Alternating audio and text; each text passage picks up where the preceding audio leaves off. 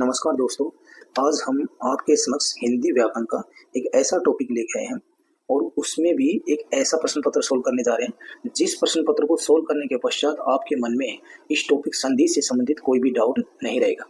सबसे पहले आपसे निवेदन है कि सबसे पहले आप वीडियो को पूरा ध्यान से देखें और इसको स्किप ना करें।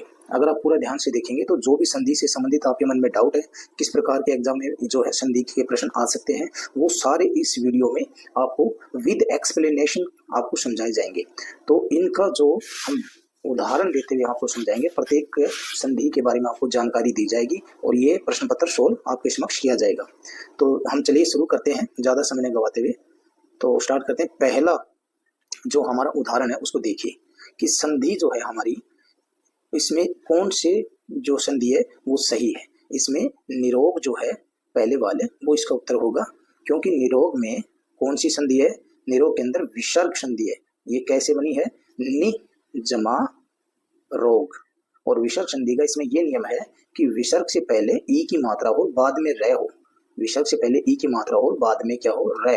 तो फिर विसर्ग का लोप हो जाएगा और ये मात्रा बड़ी हो जाएगी। समझ आए? तो इस वजह से ये नी की मात्रा बड़ी हुई और ये आपकी संधि बनी।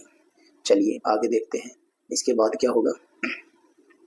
दूसरा है वाक जमा में। वाक जमा में, जरा अपना उत्तर सोचिए क्या होगा। चलिए हम बताते हैं। वाक जमा में, इसका उत्तर होगा आपका बी, वांग में। इसका उत्तर क्या होगा? वांग में। ये एक व्यंजन संधि है।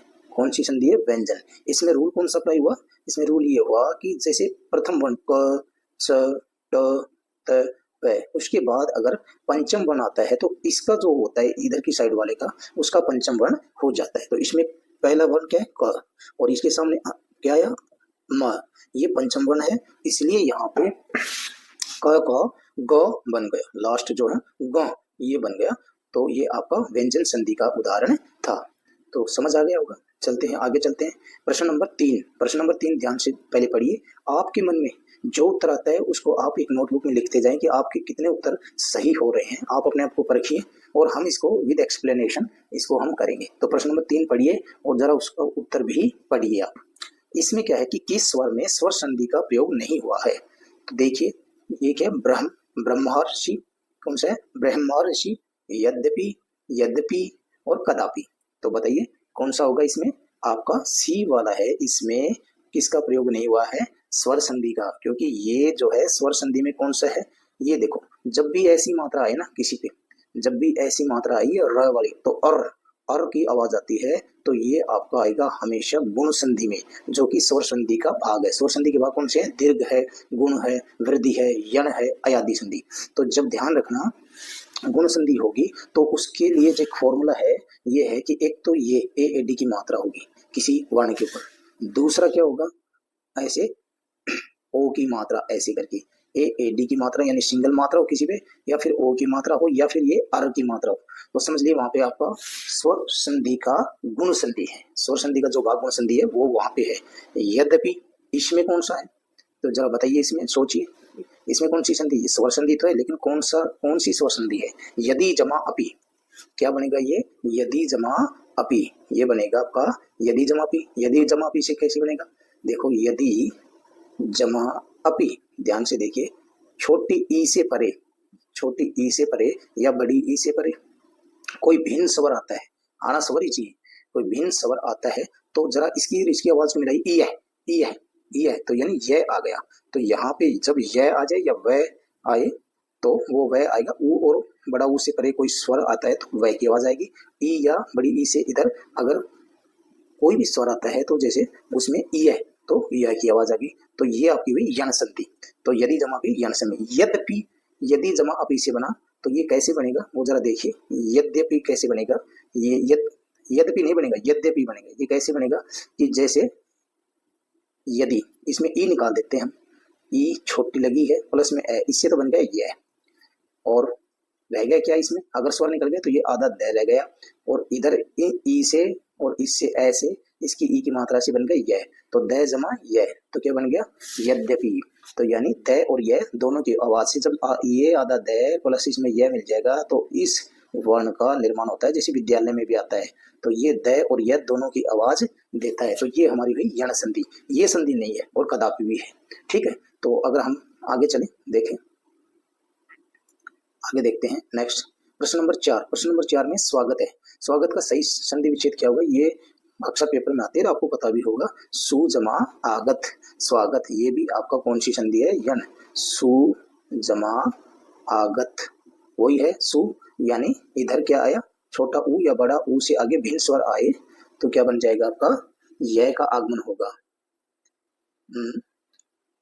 सॉरी, वय का, ई से एक ये का और ऊ से वय का, छोटा ऊ बड़ा ऊ के आगे भिन्न स्वर आएगा तो आपका वय का आगमन होगा और ये होगा यण संधि के अंदर।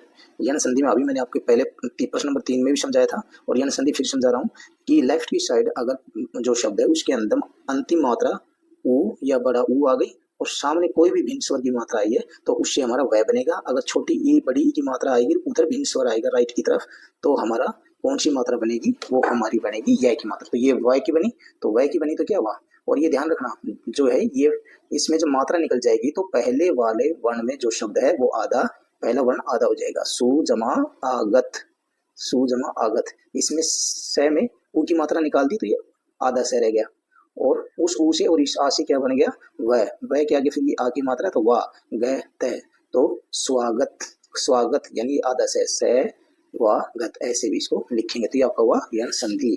समझ आया, ये आपका हुआ यण संधि। नेक्स्ट पे चलते हैं, समय ज्यादा लगेगा तो थोड़ा सा है आगे चलते हैं। प्रत्यर्पण से कौन सा शब्द बना, जरा सोचिए आप, प्रत्यर्पण से कौन सा शब्द बना, तो प्रति जमा अर्पण, कौन सा शब्द बना इसमें, कौन सा शब्द बना, प्रति जमा अर्पण, ये इसका उत्तर होगा प्रति जमा अर्पण, ये वही आपका यण संधि। और सबसे ज्यादा पेपर में यण संधि और गुण संधि और अयादि और ये संधि पूछी जाती है स्वर संधि के अंतर्गत। चलिए, इसमें होगा आपका प्रति जमा अर्पण, प्रत्यर्पण, प्रत्यर्पण आपकी इसमें उत्तर हो जाएगा। आगे चलते हैं प्रश्न नंबर 6, संकल्प। संकल्प शब्द का सही संधि विच्छेद क्या होगा, सोचिए जरा, हम फिर इसके बताएंगे आपको। संकल्प शब्द तो सम जमा कल्प, सम जमा कल्प, देखिए कौन सा, ये वाला बी वाला होगा, सम तो इसमें भी है लेकिन ये कौन सी संधि है, ये व्यंजन संधि है। और व्यंजन संधि में जो पहले वाला शब्द होगा उसके अंतिम वर्ण के नीचे ध्यान रखना हलंत लगा होगा तभी वो व्यंजन होगा। देखो ये मैं में हलंत लगा लेकिन इसमें नहीं लगा तो इसमें तो ये स्वर रह गया मैं में, लेकिन व्यंजन संधि में व्यंजन तब होगा जब उसके नीचे हलंत लगा होगा, जैसे मैं के नीचे लगाए तो सम जमा कल्प, सम जमा कल्प, ये इसका उत्तर होगा और ये व्यंजन संधि है।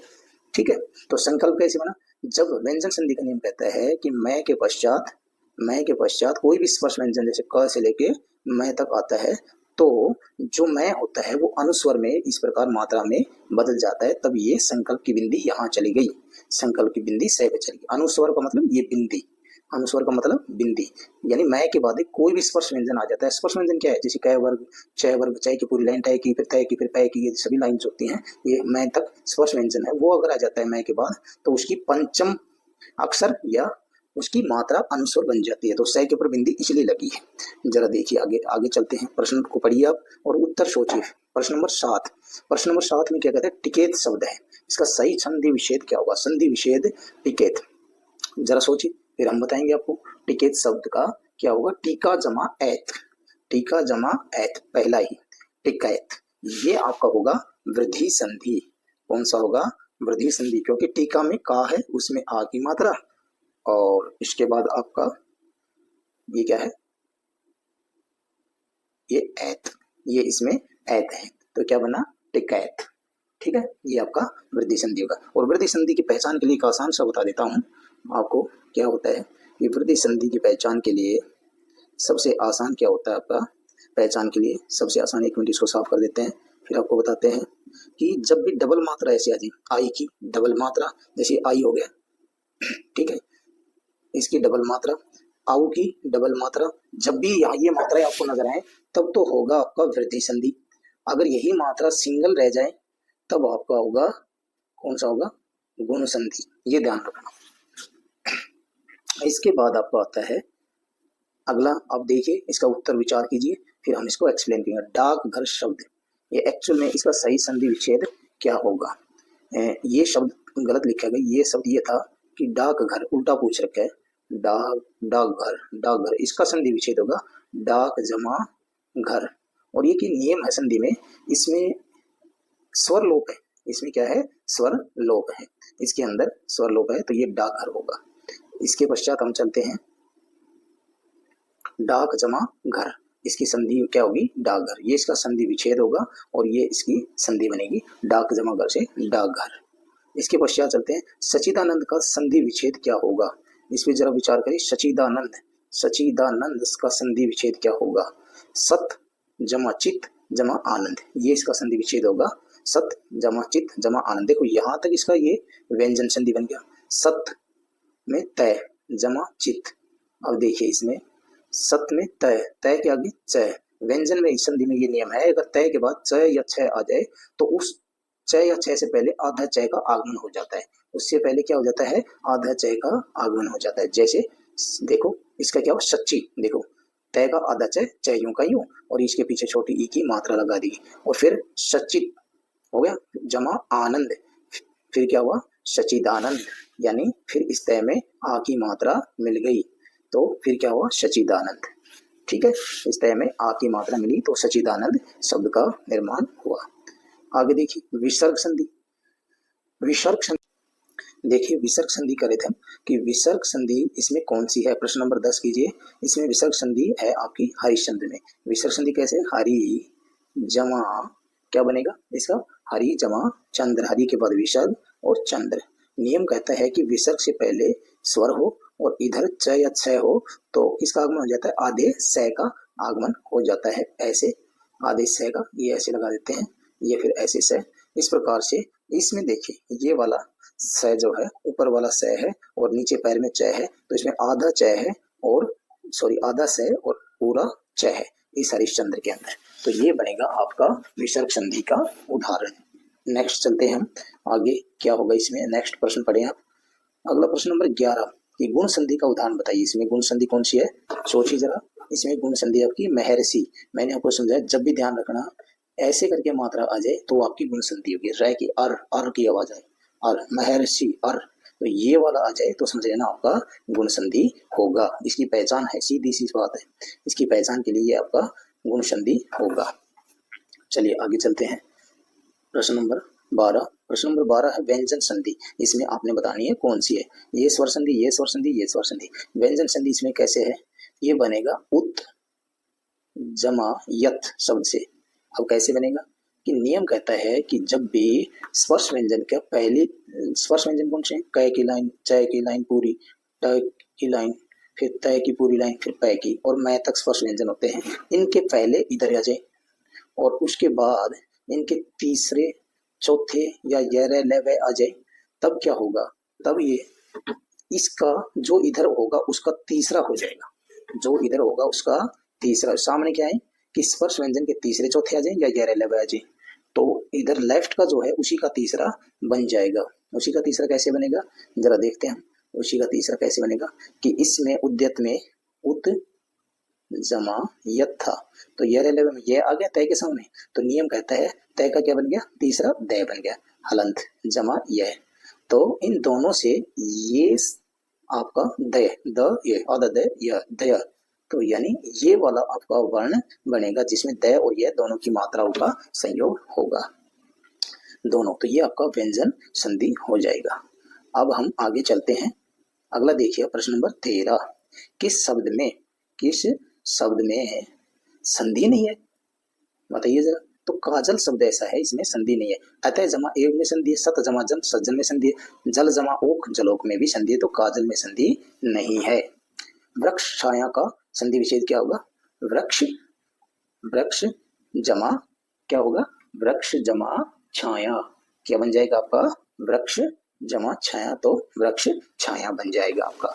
ठीक है, और ये भी नियम है जो है विसर्ग संधि का नियम है, अभी अभी जो बताया था आपको कि विसर्ग से पहले इधर जो है आपका स्वर आ जाए और इधर च छ आ जाए, च छ, जब भी च छ आते हैं लगभग जहां भी स्वर या व्यंजन संधि, उससे पहले लगभग आधे च का आगमन हो जाता है। एक सिंपल सा आप थोड़ा सा ट्रिक मान लो इसको, इस ट्रिक को याद रखो, तभी ये बना वृक्ष छाया।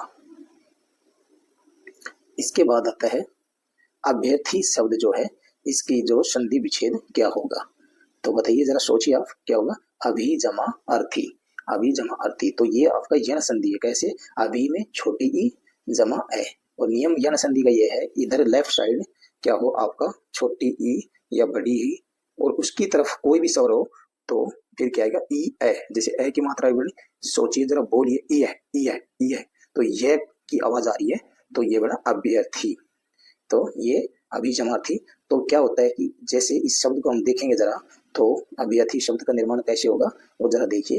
अभ्यर्थी शब्द कि इसमें अभी में अभी में ई की मात्रा निकाल दो, ई इसमें से ई स्वर निकाल दो, तो ये भय जो होता है ये आधा रह गया। ठीक है, यानी हलंत लगा देंगे, इसका मतलब ये व्यंजन है, इसमें स्वर शामिल नहीं है। जमा अर्थी है, अर्थी में ए है। ठीक है, इस ए और इसमें जो छोटी ई की मात्रा निकाली उससे बना ये। ठीक है, और ये बन गया आधा, तो ए ये आधा है, और इस दोनों से ए और छोटी की मात्रा से बना ये अभ्यर्थी, यूं का यूं, तो बन गया ना अभ्यर्थी। इस प्रकार से अभ्यर्थी शब्द का निर्माण हुआ, और ये आपकी आती है यण संधि में। किस में आती है? यण संधि में। यण संधि में क्या होता है?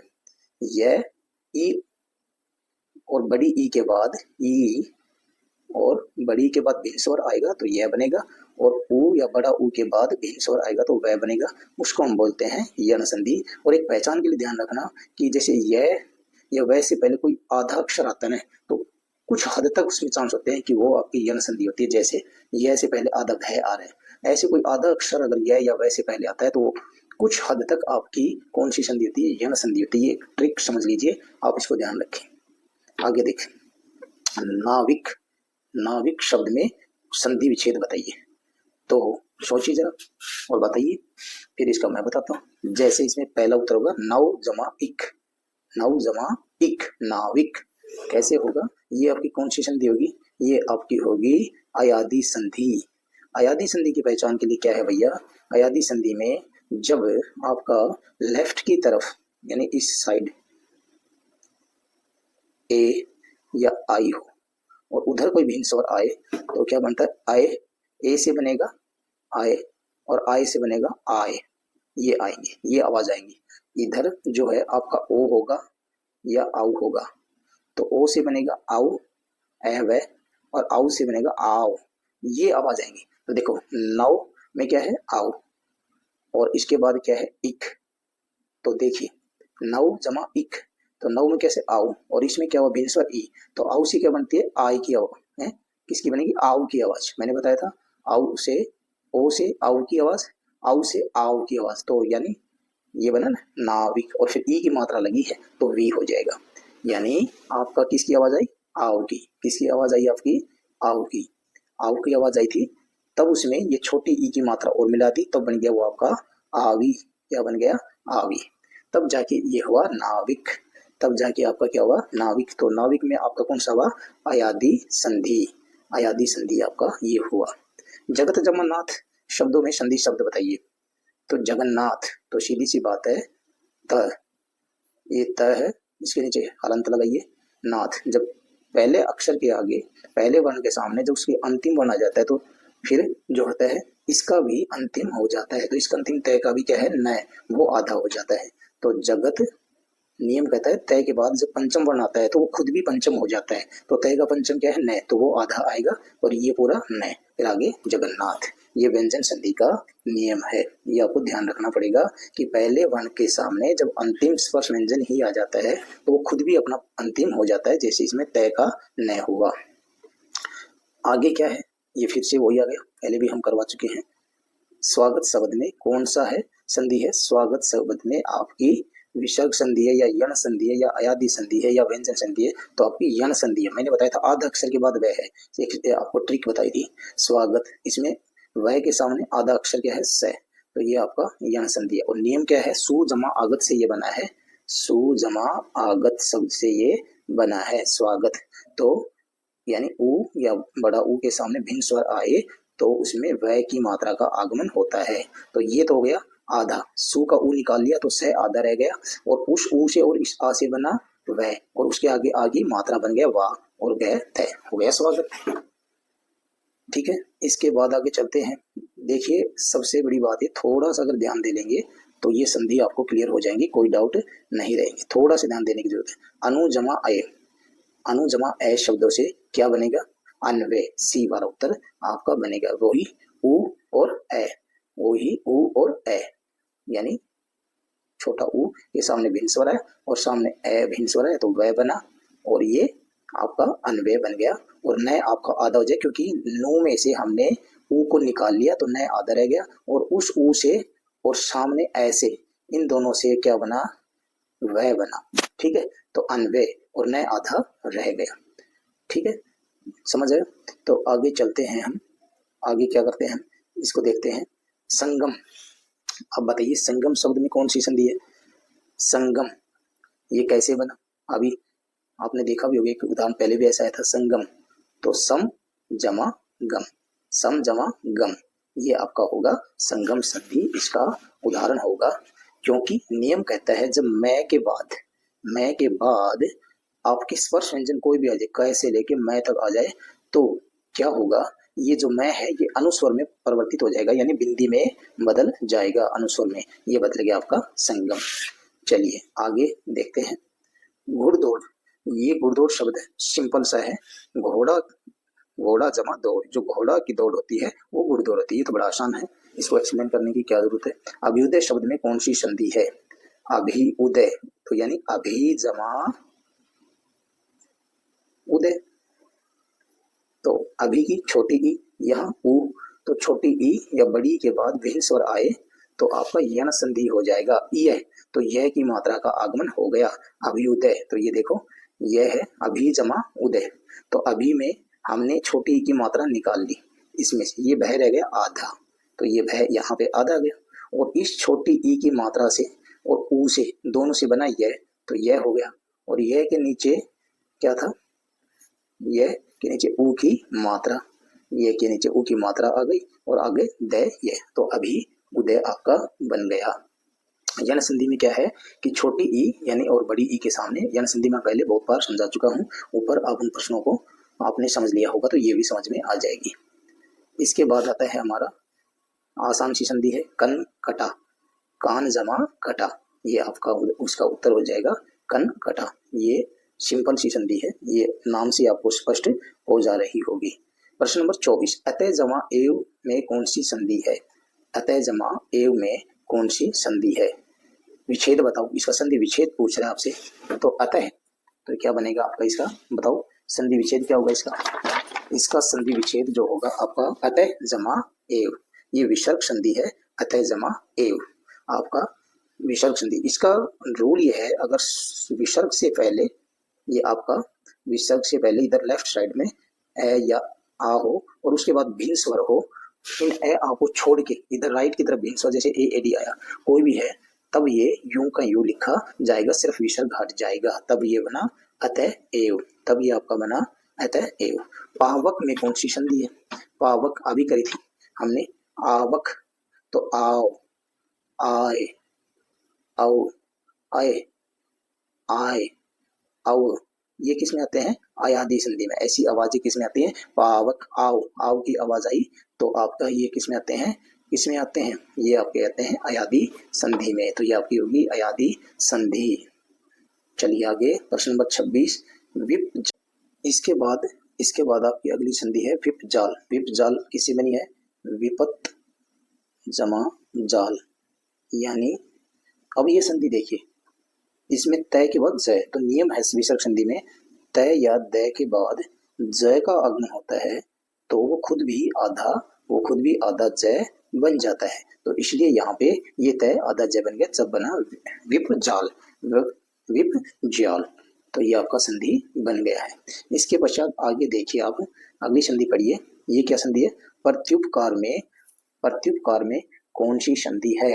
प्रति जमा उपकार, प्रति जमा कौन सी संधि हुई? उपकार, तो ई के आगे भिन्न स्वर आया, वही आपकी यण संधि इसके अंदर होगी, जो हम पहले भी समझा चुके हैं। प्रति जमा उपकार, ई यह, तो यण संधि इसके अंदर होगी आपकी यह। प्रत्युपकार, इसमें उदाहरण में हमने यण संधि को शामिल नहीं किया, तो आप इसके अंदर जोड़ लीजिए यण संधि, इसके अंदर उत्तर होगा। तो यहाँ पे डी को सपोज कर लो यण संधि है, तो यही इसका उत्तर हो जाएगा, इसमें ऑप्शन नहीं लिखा गया, तो आप थोड़ा ध्यान दीजिए, इसके अंदर यण संधि होगी। नेक्स्ट हमारा आता है नयन में कौन सी संधि है। नयन में कौन सी संधि है, तो इसका क्या बनेगा, ने जमा अन, ने जमा अन।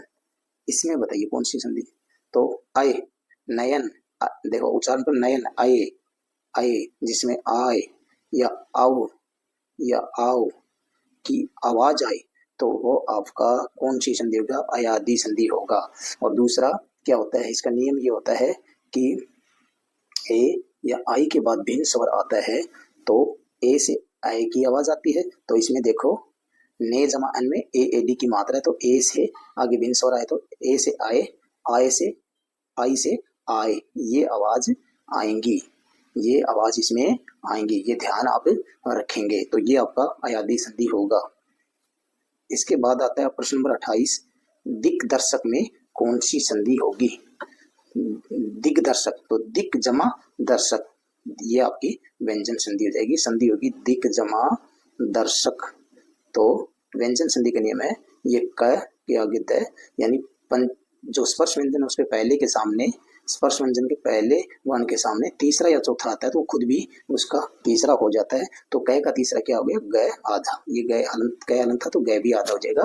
तो विभ जाल इसका उत्तर, दिक दर्शक इसका उत्तर हो जाएगा। तो ये हो गया आपका व्यंजन संधि, इसका उत्तर हो गया।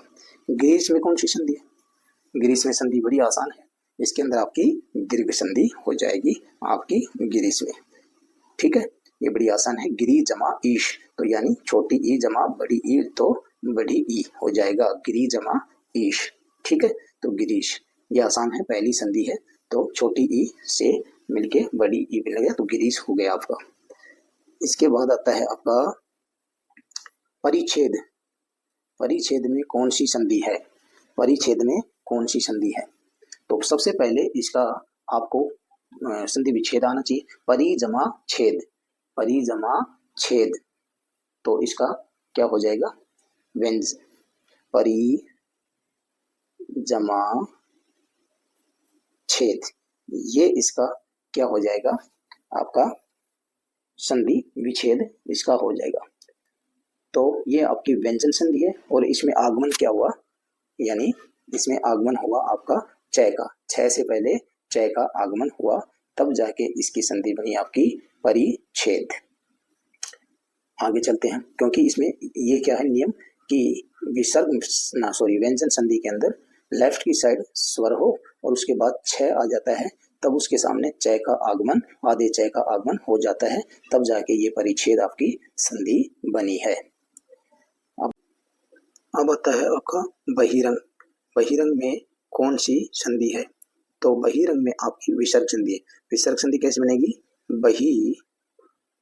बही विसर्ग जमा अंग, तो बहिरंग यानी विसर्ग से पहले इधर की साइड आ को छोड़ के कोई स्वर है और इधर की साइड स्पर्श व्यंजन में, स्पर्श व्यंजन कै की लाइन में, चय की लाइन में, फिर तय की लाइन में, फिर तय की लाइन, फिर पै की लाइन में तीसरा चौथा पांचवा वर्ण हो और इसके अलावा यह रह या कोई स्वर राइट की साइड आए, तब विसर्ग हटा के रय की मात्रा का आगमन होता है। तो बही जमा, यहाँ क्या है हमारा स्वर आ गया। तो नियम था कि इधर मात्रा से पहले अ की मात्रा को छोड़ के कोई स्वर हो, इधर स्वर ये रह या स्पर्श व्यंजन कोई हो, तब रय की मात्रा का आगमन होता है, तभी भी बनाइए बही जमा अंग से बही रंग संधि बनी। व्यायाम, व्यायाम के अंदर कौन सी संधि है, व्यायाम के अंदर आपकी यण संधि है। मैंने बताया था छोटा सा आपको ट्रिक, आधा वय के आधा या वै से पहले कोई आधा अक्षर होता है, वहां की यण संधि की संभावना पूरी होती है। वैसे इसकी संधि बनेगी वी जमा आयाम, व्यायाम, यानी छोटी ई या बड़ी ई के बाद कोई भिन्न स्वर आए तो किसकी मात्रा आती है, क्या बन जाता है, यह बन जाता है। तो वी में आधा वह रह गया क्योंकि इसमें हमने छोटी की मात्रा निकाल ली, और इस आ से क्या बना यह, इस ए से और वी से क्या बन गया, ई से वी में से ई की मात्रा निकाल ली, आ में से ए की मात्रा निकाली, तब क्या बना यह, और उसके यह के आगे फिर ये आ के आगे ये जो मात्रा है ये जोड़ दी बन के या, और वह रह गया आधा, वह या, तब जाके इस शब्द का निर्माण हुआ है। इसके पश्चात देखिए संधि जो होती है, थोड़ा सा मुश्किल टॉपिक जरूर है ग्रामर का, लेकिन आप इस पेपर को हल कीजिए, ध्यान से सुनिए, निश्चित रूप से आपकी ये मदद करेगा। इसी टॉपिक से रिलेटेड हमने एक वीडियो और बना रखी है, जो आप इस डिस्क्रिप्शन बॉक्स डिस्क्रिप्शन जो नीचे दी गई लिस्ट दी गई है, इसके अंदर उस वीडियो को संधि को पूरे 50 मिनट तक हर एक स्वर संधि, व्यंजन संधि, विसर्ग संधि को समझाया गया। आप वो वीडियो जरूर देखें, जो कि संधि की जड़ को आपको समझाएगा। इसके बाद नेक्स्ट हम देखते हैं निष्फल में कौन सी संधि है। तो जरा आप विचार कीजिए कि निष्फल के अंदर कौन सी संधि है। तो नि जमा फल, नि जमा फल क्या बना? निष्फल। तो ये भी आपकी विसर्ग संधि। इसका कैसे होगा? नि जमा फल, तो निष्फल। तो नियम क्या कहता है, अगर विसर्ग से पहले लेफ्ट की साइड में, विसर्ग से पहले लेफ्ट की साइड में ई की मात्रा या बड़ी ई की मात्रा या ऊ की मात्रा हो, और राइट की साइड में क आ जाए या ख आ जाए, ट आ जाए या ठ आ जाए, प आ जाए या फ आ जाए, तब जाके किसका आगमन होता है? तब आपके स का आगमन होता है। कौन से स का? आधे स का आगमन होता है। तब जाके ये आपका नी से पहले छोटी की मात्रा, इधर प फ के नियम अनुसार फ आया, तब जाके आधे स का बीच में विसर्ग को हटा के, हमने विसर्ग को हटा के आधे स का आगमन कर दिया है। तो ये नियम भी आप ध्यान में रखोगे। चलिए आगे। सप्तऋषि में संधि विच्छेद क्या होगा? सोचिए जरा। ये आपका इसका उत्तर होगा सप्त जमा ऋषि। कौन सा होगा आपका? सप्त जमा ऋषि, सप्त ऋषि। तो ये आपका उत्तर सी वाला हो जाएगा, क्योंकि इसमें कौन सी, देखिए मैंने बताया था ऐसी मात्रा जो आती है वो आपकी गुण संधि के अंदर आती है। ये हम पहले ही आपको समझा चुके हैं। आगे चलिए। प्रत्येक में कौन सी संधि है? प्रति जमा एक, प्रति जमा एक, ये आपका प्रति जमा एक बनेगा। इसमें आपकी कौन सी संधि है? जरा देखिए, यण संधि है। कौन सी संधि है? छोटी ई से आगे कोई भिन्न स्वर आता है तो यह का आगमन होता है, तो प्रत्येक में यह का आगमन हो, आधे अक्षर के बाद मैंने बताया यह हो या आधे अक्षर के बाद वह हो, तो वहां आपका यण संधि होता है। इसके बाद मनोरथ में इसकी बताइए जरा उत्तर क्या होगा? मनोरथ के अंदर देखिए, मन जमा रथ, मन जमा रथ, मन जमा रथ, ये इसका उत्तर हो जाएगा। ये भी आपकी विसर्ग संधि में है। जब भी विसर्ग से पहले लेफ्ट साइड में ए या आ की मात्रा हो, और उसके बाद आपका स्पर्श व्यंजन में यानी क, ट, त, प की लाइन में तीसरा, चौथा, पांचवा हो या य हो राइट की तरफ, तब आपका किसकी विसर्ग को हटा के ओ की मात्रा का आगमन होता है। और अभी थोड़ी देर पहले बताया विसर्ग के इधर की साइड, लेफ्ट की साइड ए आ के अलावा कोई और जब स्वर आता है तब, और इधर आपका स्पर्श व्यंजन में यानी क, ख, च, ट, त, प की लाइन में तीसरा, चौथा, पांचवा और य वगैरह या स्वर होते हैं, तब आपका कौन सी मात्रा? र का आगमन होता है। लेकिन अगर इधर ए आ हो तब आपका ओ की मात्रा का आगमन होता है। तब मने जमा रथ तो मनोरथ, तब ओ की मात्रा का आगमन यहाँ पे हुआ है। ये कुछ अपवाद हैं जो संधि में आपकी मदद करेंगे। यहाँ पे नियम वगैरह नहीं लगते। राम जमा अयन, रामायण, यद्यपि ये दीर्घ संधि है, राम जमा अयन, राम जमा अयन। दीर्घ संधि में क्या होता है? ए जमा ए से आ बन जाता है, ए जमा आ से भी आ बन जाता है।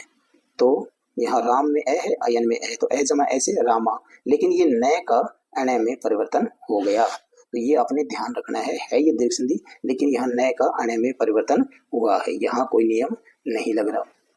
इसके बाद आता है कुछ अपवाद हैं आपके पास कि ये स्व सौ जमा ई ऋणी, ए जमा ई से कौन सी संधि बनती है? ए जमा ई से कौन सी संधि बनती है? आपकी गुण संधि बनती है।